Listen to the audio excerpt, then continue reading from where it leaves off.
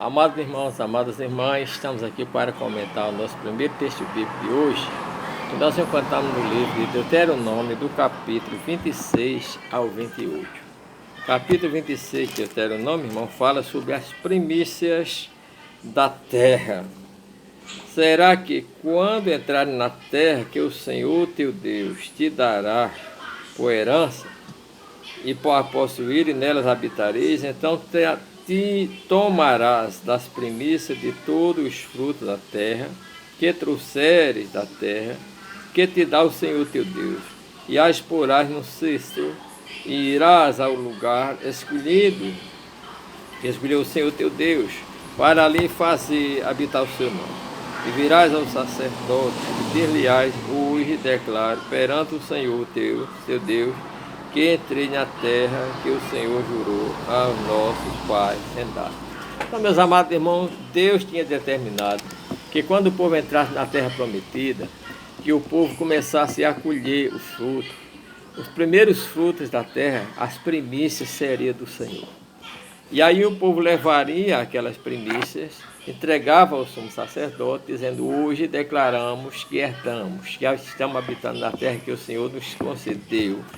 E que protesta dizendo, né, que foi miserável Ciro na terra do Egito, não é? Ciro é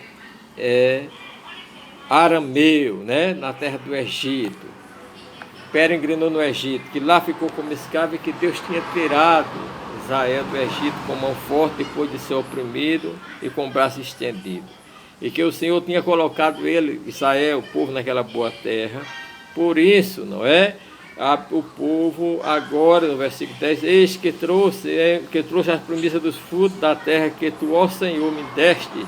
Então porás perante o Senhor teu Deus, e te inclinarás perante o Senhor, e te alegrarás todo o bem que o Senhor teu Deus te tem dado a ti e a tua semente, tu, ao levita, ao estrangeiro, que está no meio de ti. Então, meus amados irmãos, nós devemos ser sempre gratos a Deus. As primícias devem ser do Senhor. As primícias do salário, a primícia da produção do campo, as primícias do nosso tempo, as primícias da nossa fé, as primícias do melhor de nós deve ser dada a Deus. Naquele tempo o povo era mais agrícola, era mais agricultor, mas agora pode ser a primícia do salário, do primeiro trabalho, a pessoa que tem campo, que tem comércio, também as primícias de Deus. E além disso, nós vemos a partir do versículo 22, que quando esse povo dizimasse, trouxessem também os dízimos, a novidade da terra, de 3 em 3 anos, tinha um ano chamado ano do dízimo, então o povo levaria esse dízimo para os levitas. Olha que não era para qualquer lugar, era para o lugar que Deus escolheu. Irmão, a gente não pode dar o nosso dízimo para um programa de televisão, para um pregador avulso, para um campo missionário, para uma obra social, mesmo que seja dentro da igreja. O nosso dízimo tem que ser entregue na salva, na casa de Deus. Trazer todos os dízimos na casa do tesouro, diz a palavra do Senhor, para que haja mantimento na minha casa. A essas outras entidades eu posso dar uma oferta do que sobrar nos 90%. Agora os 10% é dízimo, deve ser entregue na casa do Senhor, no tesouro da casa e na casa do tesouro. Então, a partir daí, irmão, esse povo ainda fazia uma oração, agradecendo a Deus. O que era que ele dizia, meu irmão? Olha, e darás perante o Senhor, e dirás diante do Senhor teu Deus: tirei o que é consagrado da minha casa, e também dei ao levita e ao estrangeiro, e ao órfão, e à viúva, conforme tudo que teus mandamentos que tens ordenado, nada traspassei dos teus mandamentos, nem dele me esqueci. Disso não comi na minha tristeza, e disso nada dei para a imundícia, e disso não dei algum para o morto. Obedeci à voz do Senhor Deus, conforme tudo quanto ordenaste. Então, irmão, dizimar é adorar a Deus com a nossa dízimos, com as ofertas.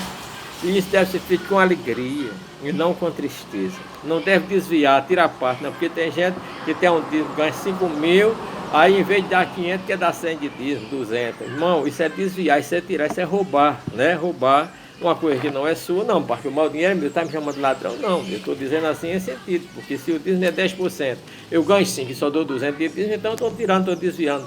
Roubará o homem a mim, ao pastor? Não, mas está sendo desonesto diante de Deus, conforme está escrito em Malaquias, né? Então, meus amados irmãos, nós vemos que a partir daí, aquele homem que estava levando, aquela mulher fazia isso com alegria, pedia a bênção de Deus sobre ele, né? Declarava diante de Deus que não estava comendo, que não estava tirando aquilo ali para nenhuma parte. E tem no versículo 17 a promessa, né, de que o Senhor exaltaria esse povo sobre as nações, que o povo faria esse povo como louvor, e que a fama desse povo correria em todas as nações, e que a glória do Senhor também seria sobre aquele povo, quando dizimasse e cumprisse aquilo que o Senhor determinou. A partir do versículo 27, nós vemos, irmãos, que Deus manda que quando o povo se passar a habitar na terra prometida, Deus levanta dois muros de pedra, né, ou umas pedras que deveria não ser passada ferro, né, alisada, ela deveria ser pedras brutas, e nessas pedras eles deveriam botar como marco diante de Deus, como um altar, e ali escrever a lei de Deus para obedecer aquela palavra, para que todo mundo que passasse visse a lei dos mandamentos do Senhor, conforme determinado por Moisés e também pelo próprio Deus. A partir do versículo 27, irmão, e o versículo 11, o capítulo 27 e 11, fala sobre a bênção e a maldição, né? A maldição, né, irmão? Nós sabemos que a bênção, ela era determinada, né? Era determinada do Monte Gerazim, e a maldição era do Monte Ebal. Então nós vemos que do Monte Ebal saía essas palavras: maldito o homem que fizer imagem de escultura e de fundição, abominação ao Senhor, e conforme a obra do artifício, e puser num lugar escondido. E todo o povo respondeu amém. Então nós vemos aqui que até o versículo 26, que encerra, né, que diz, conforme o 25, maldito aquele que tomasse o borno para matar alguma pessoa inocente de todo o povo. E o povo diria amém. Quando nós chegamos aqui no versículo 28, amado irmão, nós vamos ver que as bênçãos, elas são lançadas do Monte Gerizim, e dizendo que bendito serão aqueles que guardam todos os mandamentos de Deus, e ele será bendito sobre todas as nações, e o Senhor virá sobre ele com chuva, e a cidade dele produzirão, e o campo produzirão, e o vento produzirão, suas ovelhas produzirão. É bênção de Deus para que obedeça. O cesto, a amassadeira seria aumentado. O Senhor entregaria os inimigos na mão do povo de Israel. O Senhor mandaria a bênção esteja nos seus celeiros, na sua produtividade. O Senhor confirmaria esse povo, o povo santo do Senhor. Todos os povos da terra chamarão nação bem-aventurada e terão temor do povo de Deus. Haverá abundância de fruto do ventre, não morreria, não nasceria criança deficiente. Então nós vamos ver, meus amados irmãos. Mas no caso da desobediência, a partir do versículo 15, nós vemos que era maldito, né? A cidade, seria maldito o campo, porque aquele que não obedecesse a palavra, a produção, o ventre, os animais, essas pessoas teriam que tomar dinheiro emprestado, enquanto aqueles que obedecessem, emprestaria. Seria como cauda, como cabeça e não como cauda. Mas aqui, aqueles que não obedecem, eles seriam como cauda. A Bíblia diz que eles tomariam emprestado, não emprestariam, pelo contrário, tomaria emprestado até o estrangeiro e seria sufocado por ele. Quantas pessoas, né, irmãos, que não obedecem à lei de Deus, não obedecem o mandamento, não guardam a lei de Deus e vivem passando sufoco espiritual, sufoco financeiro, tudo porque não obedecem à lei de Deus, não é? E nós precisamos, meus amados irmãos, termos a bênção de Deus, obedecendo.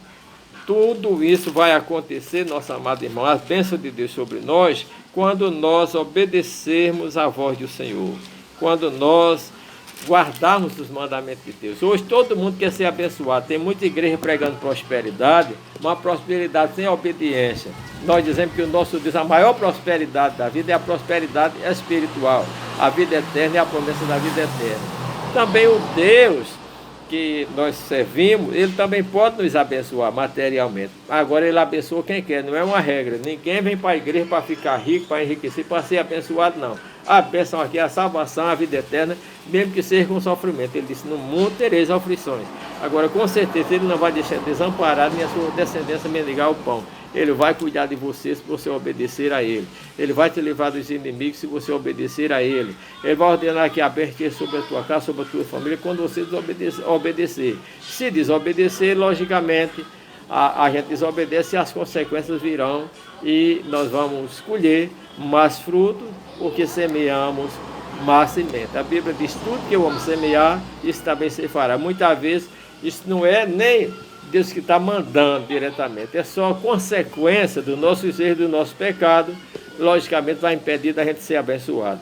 Mas quando a gente, irmão, guarda a palavra do Senhor, vem primeiro a bênção da salvação, primeiro a bênção espiritual, revestimento de poder, presença de Deus na nossa vida. E com isso também Ele dá prosperidade material, mas também, se for necessário, prosperar espiritualmente e ser pobre materialmente, não ter nada materialmente, mas abençoado espiritualmente, irmão, essa que é bênção, essa é a verdadeira prosperidade, é Deus nas nossas vidas. Amém? Que Deus nos abençoe. A paz do Senhor Jesus.